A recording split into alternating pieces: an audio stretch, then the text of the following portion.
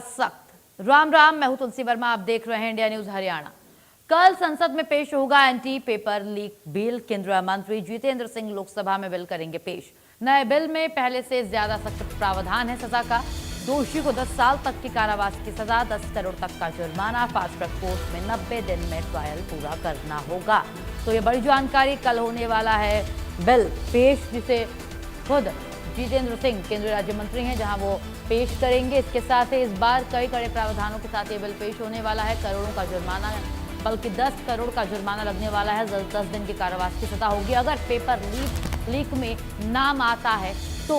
इतने बड़े एक्शन होंगे। कल ये बिल हो जाएगा पेश, क्योंकि कल एक बार फिर से संसद खुलेगा। मानसून सत्र चल रहा है और चर्चा के दौरान ये बिल होगा पेश। नए बिल में पहले से ज्यादा सख्त प्रावधान, सजा का ऐलान है और दोषी को 10 साल तक की कारावास की सजा है। 10 करोड़ का जुर्माना भी लगाया जाएगा अगर नाम आता है। इसके साथ ही 90 दिन में फास्ट ट्रैक कोर्ट में ट्रायल पूरा करना होगा।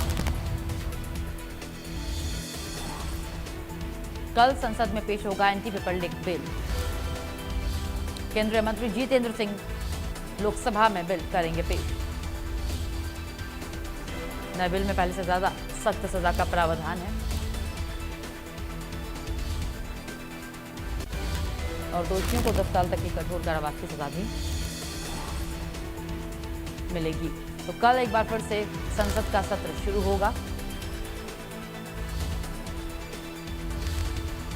और इस मानसून सत्र में इस बार नए होंगे प्रावधान, नई होगी सजा, क्योंकि ये संशोधित बिल कल पेश किया जाएगा। तो पेपर लीक पर सरकार लगातार सख्त नजर आ रही है। दोषियों को 10 साल तक की सजा भी होगी, 10 करोड़ का आर्थिक जुर्माना भी लगेगा। ये सब जो बीते दिन हुए हैं,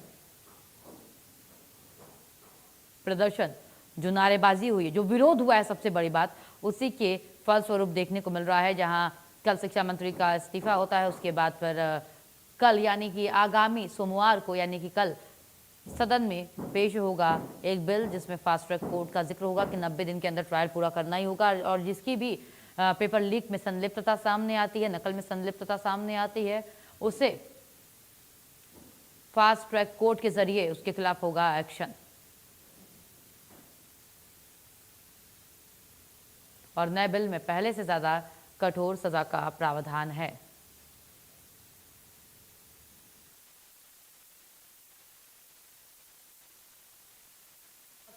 एक्शन है जहां 90 दिन में ट्रायल होंगे और इसके साथ ही 10 साल तक की जेल हो सकती है, सजा हो सकती है 10 साल तक की, और इसके साथ ही 10 करोड़ का आर्थिक जुर्माना भी लगाया जाएगा। तो ये नया एड ऑन हो रहा है और सख्त होने वाला है ये कानून, जो कल होगा पेश। सभी राज्यों और केंद्र शासित प्रदेशों में फास्ट ट्रैक कोर्ट का होगा गठन। अगर पेपर लीक का कोई भी मामला किसी राज्य में आता है, उसकी सुनवाई फास्ट ट्रैक कोर्ट में होगी और कोर्ट में पेपर लीक की रोजाना सुनवाई होगी। चार्जशीट दाखिल होने के 90 दिन के अंदर ट्रायल पूरा भी करना होगा और सभी राज्यों, केंद्र शासित प्रदेशों में फास्ट ट्रैक कोर्ट का होगा गठन। तो एंटी पेपर लीक कानून में क्या होगा, इसकी जानकारी हमने आपको ग्राफिक्स के जरिए दी है। फास्ट ट्रैक कोर्ट में पेपर लीक की रोजाना सुनवाई होगी। मतलब ये कि इसकी आम कोर्ट से अलग फास्ट ट्रैक कोर्ट बना दिया गया है, जहां पर इसकी सुनवाई होगी और इसको जल्द, कम समय में जल्दी पूरा किया जाएगा। चार्जशीट दाखिल होने के 90 दिन के अंदर ट्रायल भी पूरा होगा। 90 दिन में ट्रायल पूरा करना ही होगा।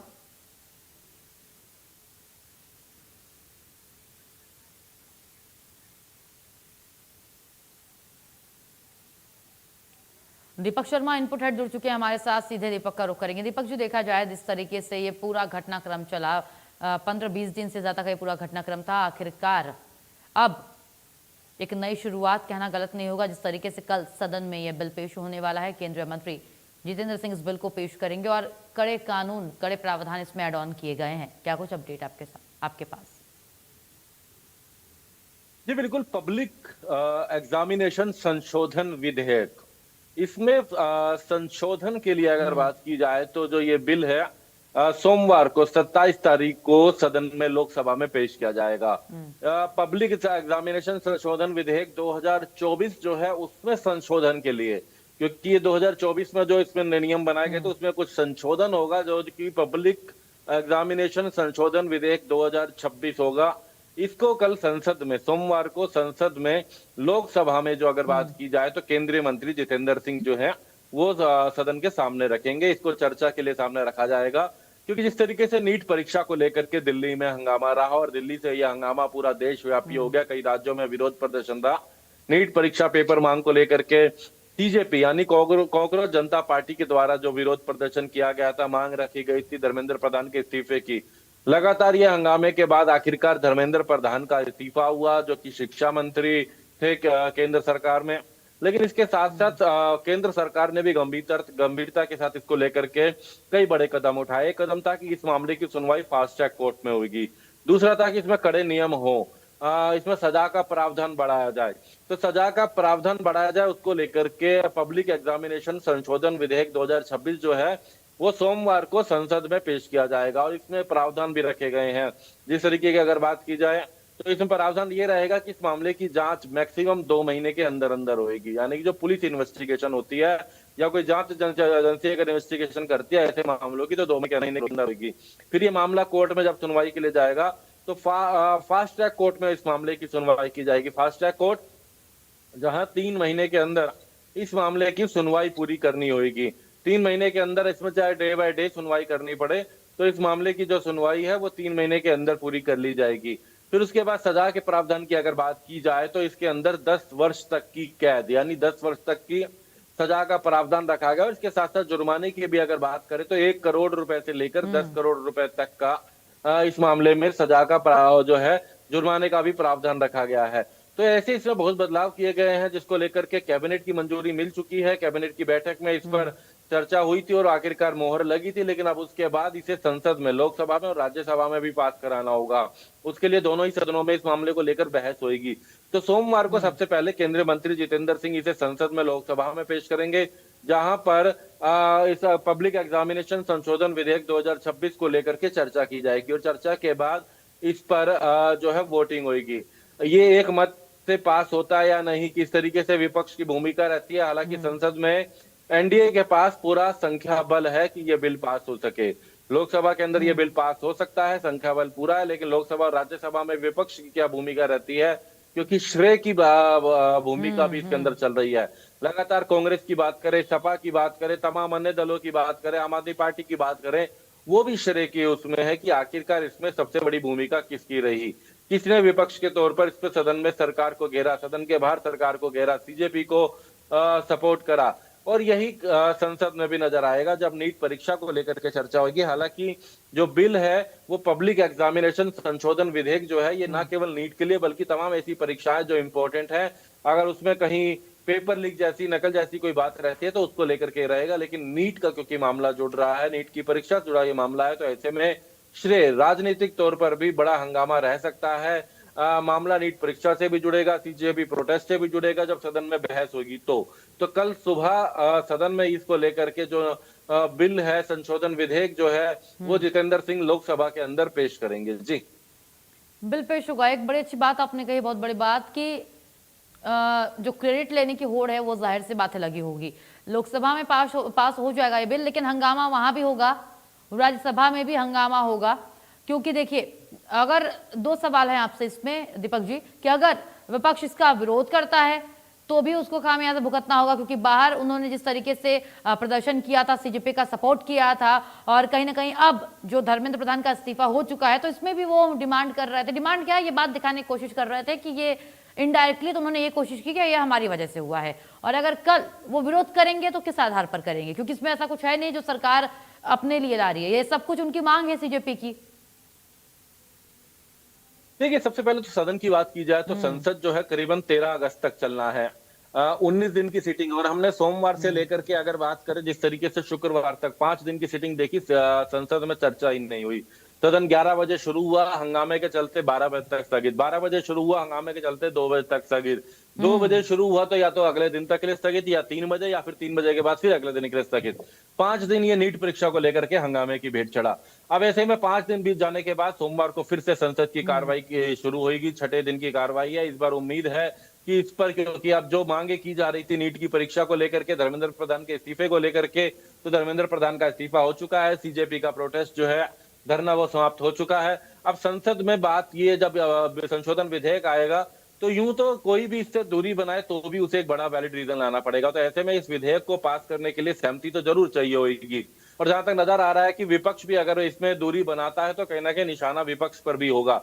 लेकिन सबसे बड़ी बात यह है, विपक्ष इस मामले पर अपनी भूमिका जरूर दिखाएगा। बात केवल ना आगे की, बल्कि पिछली जो दिनों में नकल रही, चोरी रही, क्या कार्रवाई हुई, किस पर कार्रवाई हुई, इन तमाम बातों को लेकर के भी विपक्ष हंगामा करेगा। हालांकि हम कार्रवाई की बात करें तो 13 लोगों को पहले गिरफ्तार किया गया था। 47 लोग कुल अगर बात करें तो एनटीए के द्वारा जो एनटीए है उसने 47 लोगों पर, अधिकारियों पर कार्रवाई करी। उसके बाद शिक्षा मंत्री के इस्तीफे की बात हो रही थी, शिक्षा मंत्री ने भी इस्तीफा दिया। लेकिन विपक्ष अगर बात करें तो अब इस तमाम बातों को लेकर के हंगामा जरूर करेगा, जवाब जरूर करेगा, क्योंकि सीधे सीधे अगर बिल को सपोर्ट कर देता है विपक्ष तो भी कहीं ना कहीं प्रश्न उठेगा। और ऐसे में सरकार पर क्रेडिट न ले, विपक्ष इसका लेकर इस पर पूरा विरोध कर सके। और विपक्ष में भी कांग्रेस, सपा, आम आदमी पार्टी जैसे तमाम दल अपनी अपनी भूमिका दिखाएंगे कि उन्होंने किस तरीके से सपोर्ट करा इस प्रोटेस्ट को, सीजेपी को, और अब आगे सरकार की क्या खामियां वो दिखाने का प्रयास करेंगे। तो इसको लेकर के हंगामा तो जरूर रहेगा, लेकिन बहस में रहेगा सरकार पर निशाना साधने को लेकर के। लेकिन सबसे बड़ी बात फिर बताना चाहेंगे कि लोकसभा के अंदर विपक्ष यूं तो साथ देना मजबूरी बन जाएगा इस विधेयक को, लेकिन अगर साथ नहीं देता तो भी एनडीए के पास वो संख्या बल लोकसभा में तो है ही कि इस विधेयक को पास करा, राज्यसभा में जरूर एक बड़ी चुनौती रहती है। जी, चुनौती बहुत बड़ी है दीपक जी, लेकिन कल सबकी निगाहें टिकी हुई हैं जिस तरीके से ये पूरा जो पिछला हफ्ता बीता है हंगामे से भरा रहा है। कल एक नए हफ्ते की शुरुआत है, नए दिन की शुरुआत है। देखना ये होगा कि क्या सच में ये बिल पास हो जाता है या फिर कुछ ज्यादा मेहनत करनी पड़ती है स्पीकर को सबको शांत कराने में, क्योंकि हंगामा जाहिर तौर पे देखने को मिलेगा। दूसरी बात, एक सवाल ये भी मन में आ रहा है कि क्या विपक्ष इस दौरान मांग कर सकता है, क्योंकि धर्मेंद्र प्रधान तो अब मौजूद रहेंगे नहीं, या और दूसरी बात, जिनको नई जिम्मेदारी मिली है, प्रहलाद जोशी, तो क्या विपक्ष एक नहीं, क्योंकि देखिए जो जब से ये मानसून सत्र शुरू हुआ है, आपने भी देखा, मैंने भी देखा, भी आपने भी जिक्र किया कि 2 मिनट की चर्चा 1 घंटे का स्थगन, 2 मिनट की चर्चा फिर अगले घंटे स्थगित, ये बार बार स्पीकर को कहना पड़ रहा था। लेकिन जब नवनियुक्त, नियुक्त तो नहीं कहना होगा, लेकिन जब प्रभार जिनको मिल चुका है, प्रहलाद जोशी, तो क्या कल विपक्ष उनको उनके संबोधन की मांग कर सकता है, सदन में उनसे बातचीत के लिए बोल सकता है? क्योंकि देखिए विपक्ष लगातार जब से सदन शुरू हुआ सीजेपी को लेकर के सरकार को घेरती नजर आई है। बार बार एक ही मांग कि प्रधानमंत्री सदन में आए, बोले, जवाब दे। प्रधानमंत्री की इंस्टा लाइव को भी उन्होंने एक्सेप्ट नहीं किया था विपक्ष ने, और अब धर्मेंद्र प्रधान के अलावा आ गए हैं प्रहलाद जोशी। तो क्या विपक्ष इस एंगल से विरोध कर सकता है? क्योंकि ये बिल पर तो विरोध नहीं करेंगे जो कल आने वाला है, क्योंकि अगर वो लोकसभा में विरोध करेंगे तो ये उनके लिए घातक साबित होगा, नेगेटिव पॉइंट होगा, जैसा कि आपने भी अभी कहा दीपक जी, क्योंकि हंगामा करने का कोई तो एक मुद्दा चाहिए ना विपक्ष को।